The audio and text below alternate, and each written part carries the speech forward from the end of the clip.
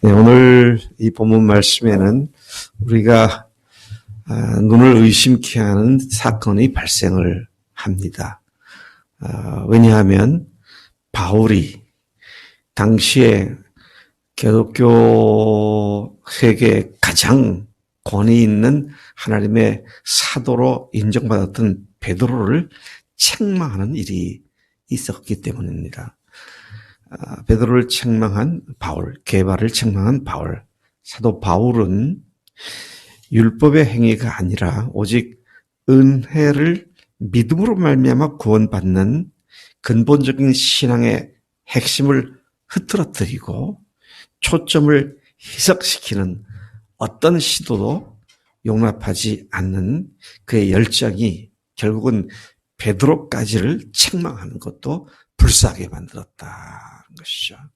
여러분, 우리가 다른 어떤 것은 용납하고 때로는 참아주기도 할 수 있지만 복음을 회방하는 일이라고 한다면, 복음을 흐트러뜨리려 한다면 나 스스로부터 시작해서 그 누구도 괜찮다고 용납해서는 안 된다는 사실을 이 베드로를 책망한 바울에 관한 기록을 통해서 우리가 철저하게 강력하게 또 우리 마음에 불을 켜주고 있음을 봅니다. 바울 자신을 베드로보다 열등한 사도로 말하거나 또 그렇게 말함으로써 자신이 전한 은혜의 복음을 폄훼하거나 스크래치를 만들어내려는 어떤 시도도 단연코 거부하는 그의 열심을 우리가 여기서 볼 수 있습니다. 여러분, 1장에서 이미 그가 그렇게 선언했죠. 십자가와 부활, 이 복음 외에 다른 복음은 없다. 다른 복음을 전한 사람이 있다면 그게 우리라도, 나 자신이라도, 천사라도 저주를 받는 것이 마땅하다. 그런데 당대 최고의 영적 지도자로 존경받았던 베드로가 율법주의자들의 눈치를 보면서 위선을 떨었던 이런 것을 보고 그가 베드로를 책망했다고 하는 이런 충격적인 이야기를 우리가 지금 보고 있는 것입니다. 베드로가 예루살렘으로부터 안디옥을 방문했습니다. 아시다시피 안디옥은 이방 지역에 있는, 그리고 대부분이 이방인들로 구성되어 있는 교회죠. 그런데 그곳에 베드로가 방문을 했을 때 베드로가 책망받을 일을 했다. 그렇기 때문에 바울이 그를 대놓고 책망했다고 말을 합니다. 자신과 함께 있던 교인들이, 바울 자신과 함께 있던 안디옥 교인들이 크게 존경심으로 맞이했던 큰 손님 베드로였습니다. 자신들을 방문해서 자신들의 믿음을 살펴보고 자신들을 격려해 줄 수 있는 대사도 베드로가 왔을 때 안디옥 교회 교회들이 얼마나 흥분했겠습니까? 야, 베드로가 왔다.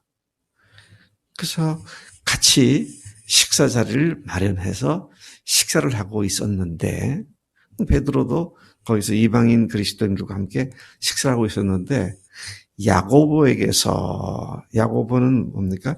예루살렘 교회 단임 목회를 했던 야고보가 예수님의 실제 동생 야고보입니다. 그러니까 예수님의 실제 동생이니까 또 그도 또한 베드로 못지않은 존경심을 받았고 예루살렘의 모든 교회를 돌보는 일을 하는, 요즘으로 말하면 담임 목회자 역할을 하는 것이 바로 야고보인데 그로부터 온 몇몇 유대인들, 그러니까 예루살렘으로부터 또 다른 유대인 그리스도인들이 유대 개종자들 그리스도인들이 안디옥으로 내려오고 있었는데 그들이 곧 당도한다는 얘기를 듣고 이방인 그리스도인과 밥을 먹던 베드로가 슬그머니 일어나서 자리를 빠져나갔습니다. 그걸 보고 있던 다른 유대인 그리스도인이나 유대 개종자 그리스도인들이 누가 온다 그러니까 베드로가 일어나서 나가네. 그 눈치를 챘죠. 그 자기들도 일어나서 나갑니다. 바울과 함께 사역을 했던 바나바도 미혹을 받아서 그도 위선적인 행동을 했던 사실을 바울이 직접 목격을 하죠. 자, 그런 이야기를 지금 여기서 쓰고 있으면서 그래서 내가 베드로를 책망했다. 이런 말씀을 얘기하고 있는 것을 보게 되는 것이죠. 이방인이 예수를 믿고 하나님의 자녀가 된다는 사실을 유대교를 믿고 있던 유대인들이나 이방인으로서 유대교에 개종했던 사람들이 아직 이 개념을 잘 받아들이지 못하고 있었을 때입니다. 우리는 지금 거꾸로 베드로가 왜 이랬을까? 예수 믿는 건 이방인이나 유대인이나 똑같은데 이런 생각을 할 수가 있는데 당시에는 베드로를 포함해서 대부분의 유대인들이 이방인들이 예수를 믿고 구원받았다, 하나님의 자녀되었다, 이게 아주 어색한 개념이었죠. 자기들이 선민 백성인데 선민을 위해서 오셔서 예수님이 죽으셨다. 믿는 사람들도 그렇게 생각을 했는데 근데 하나님을 알지도 못했던 이방인들이 예수 믿었다는 게 잘 받아들여지지 않던 그런 이야기였기 때문에 베드로의 이와 같은 위선적인 행동을 했던 배경이 그런 이유였음을 우리가 잘 이해할 필요가 있습니다. 그런데 바울은 유대인들이 와가지고 베드로가 식사하는 걸 보고는 시비를 걸까봐 슬그머니 자리를 빠져나가는 베드로의 위선적 행동을 보면서 그리고 그 때문에 베드로 때문에 다른 사람들도 똑같이 그렇게 위선적인 행동을 보면서 그것을 더 이상 방치해 둘 수 없고 그런 베드로를 책망했다. 이런 일이 여기에 기록된 것을 봅니다. 왜 책망했는가? 뭐라고 책망했는가? 14절이 그것을 말씀하고 있죠. 한번 가서 다시 돌아서 14절 읽어보겠습니다. 같이 읽습니다. 시작. 그러므로 나는 그들이 복음의 진리를 따라 바르게 행하지 아니함을 보고 모든 자 앞에서 게바에게 이르되 네가 유대인으로서 이방인을 따르고 유대인답게 살지 아니하면서 어찌하여 억지로 이방인을 유대인답게 살게 하려느냐 하였노라.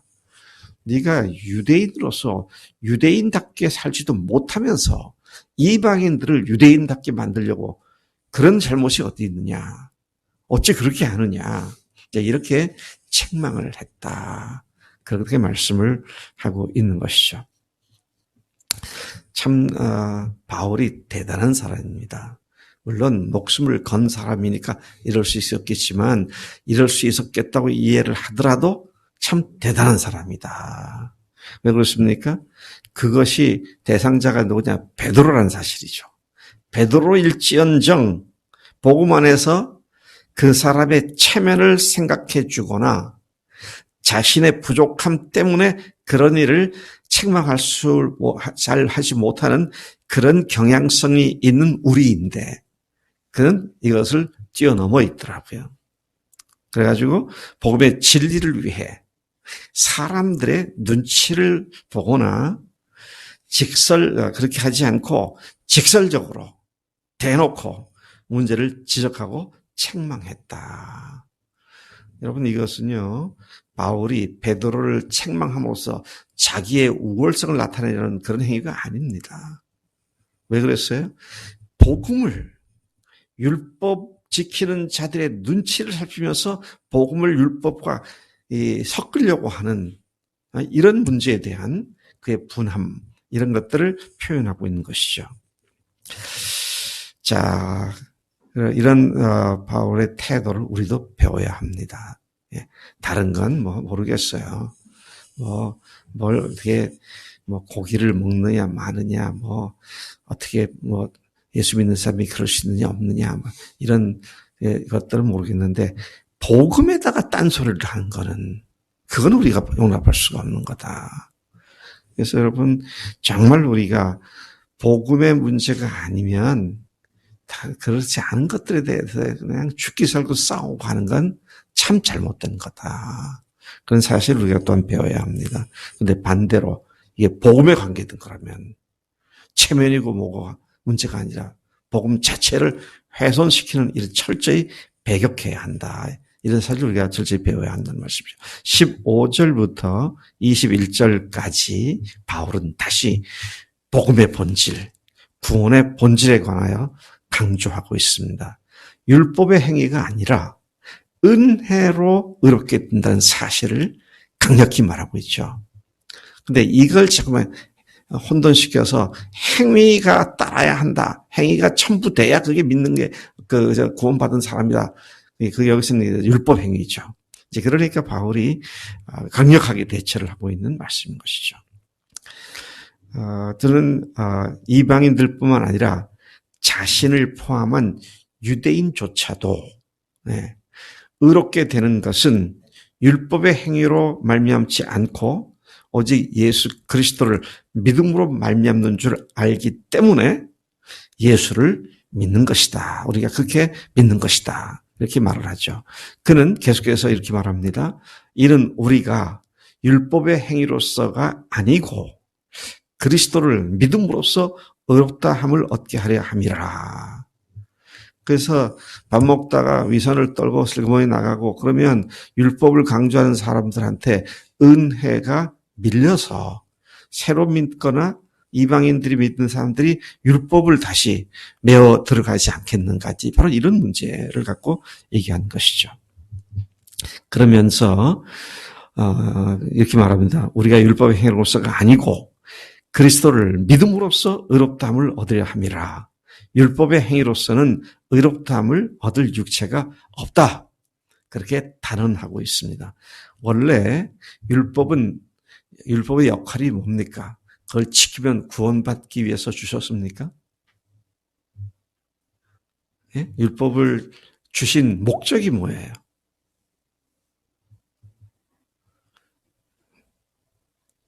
다영 형제 한번 얘기해봐. 하나님께 율법을 주신 목적이 뭐야? 지켜서 구원받게 하기 위해서인가? 아니면 왜 주신 건가?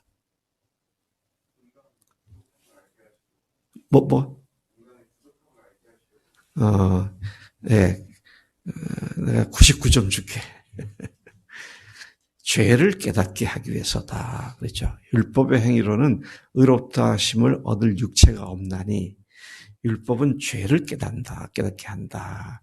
그게 어디 나옵니까? 미련이 어디 나와? 로마서 3장 20절이죠. 네. 로마서에서 그렇게 얘기하고 있습니다. 자, 그래서 죄를 깨닫게 하기 위해서 준 거를 지킴으로 구원받는 아예 이건 처음부터 아닌 거다. 이제 그런 얘기를 하고 있는 것이죠. 자, 계속해서 보겠습니다. 이미 18절에 보면 이미 그리스도 안에서 폐기된 율법을 내가 다시 끌어안아서 세우면 내가 나를 범법한 자로 만드는 것이다. 폐기 처분한 걸 다시 끌어안아서 오구구 율법, 오구구 이 귀한 율법 이렇게 한다면 은혜를 내가 저버린 자가 아니냐. 지금 이런 말씀을 하고 있는 것이죠. 그런데 예수님을 주님으로 모신 사람은 어떤 사람들이냐? 19절. 율법에 대해서는 죽었고 하나님을 향해서는 산 자들이다. 우리가 이미 율법에 대해서는 죽은 자들이다. 죽은 자들은 어떻게 합니까? 죽은 자들은 어떻게 해요?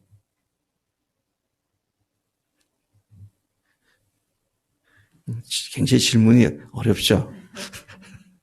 죽은 자들은 뭐 가만히 어떤 것을 대꾸도 안 하고 죽어 있죠, 그냥. 그러니까 우리가 율법에 대해서 그것 때문에 우리가 신경 쓰고 이럴 그런 사람들이 아니다. 이제 그런 말씀을 하면서 그러면서 지금 이런 맥락에서 그 유명한 갈라디아 2장 20절이 나오는 겁니다. 2장 20절을 많은 분들이 암송하잖아요. 내가 그리스도와 함께 십자가에 못 박혔나니. 무슨 말입니까? 나는 그리스도와 함께 이미 죽은 자다. 그렇죠? 내가 십자가에 못 박혔나니 그런즉 이제는 내가 산 것이 아니라 오직 내 안에 그리스도께서 사신 것이다. 나는 이미 율법에 대해서는 내가 못 박혀 죽었고 부활하신 예수님과 함께 내가 새로운 생명으로 주님 안에서 사는 자가 되었다.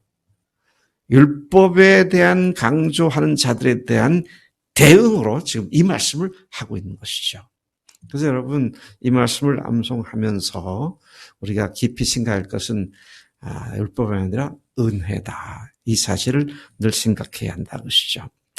자, 계속해서 말합니다. 오직 내 안에 그리스도께서 사신 것이다. 이제 내가 육체 가운데 사는 것은 이미 난 율법에 죽었고 그리스도에 살았는데 내가 이제부터 사는 것은 내가 사는 것이 아니라 오직 내 안에 그리스도께서 사신, 살아계신 그분을 믿는 믿음 안에서 사는 것이다. 그래서 우리가 부활하신 예수님을 소중히 여기는 이유가 거기에 있습니다. 그분이 우리의 삶의 근거요, 삶의 기준이다. 율법이 아니고 행습이 아니고 그런 것들이다. 21절 내가 하나님의 은혜를 패하지 아니하노니 만일 의롭게 되는 것이 율법으로 말미암으면 그리스도께서 헛되이 죽으셨느니라. 아멘. 우리 보배로운 피를 흘리심으로 모든 죄를 완전히 영원히 사해 주셨다 했는데 그 율법을 다시 지켜서 그 강조를 하면 앞에 주님의 그 죽으심과 부활을 헛것으로 만드는 그런 것이 되어버린다는 것이죠. 그토록 그는 다른 어떤 것들이라도 섞이지 않는 순전한 복음을 보존하고 전파하고 그 믿음으로 살아가는 것이 근본적인 생명이라는 사실을. 여러분 다른 거는 포기해도 우리가 생명 포기하지 못하잖아요. 그런데 생명 같은 복음을 얘기하고 있는 것이죠. 다시 여러분 말씀드립니다. 다른 복음은 없습니다. 십자가와 부활밖에 없습니다. 이것에 딴소리를 하는 사람들은 뭐를 받아야겠다? 저주를 받습니다. 그건 뭐 우리가 저주를 퍼보셔 저주를 받는 게 아니라 그거 아니고 거기다 플러스 하는 사람들 저주받게 돼 있어요. 생명의 말씀을 따라가지 않기 때문이죠. 하나님 아버지 감사합니다. 이 아침에 바울을 통해서 그가 심지어 베드로까지 책망하는 복음에 대한 순전한 열정과 헌신을 보면서 저희들이 도전을 받습니다. 하나님 오늘도 우리가 예수님의 죽으심과 부활 이외에 그 어떤 것으로 구원을 받는 것으로 착각하지 않게 하시고 늘 믿음의 주이시며 온전케 하시는 예수님만 바라보며 우리 속에서 역사하신 성령님의 역사하심을 의지하고 주님의 그 영이 우리를 매일매일 인도하신 대로 순종하는 삶을 할 수 있도록 우리를 붙잡아 주신 줄로 믿습니다. 죽으시고 부활하신 예수님만이 우리의 생명이며 구원이시며 주님이심을 고백합니다. 감사합니다. 예수님의 이름으로 기도를 쌉나이다. 아멘. 아멘.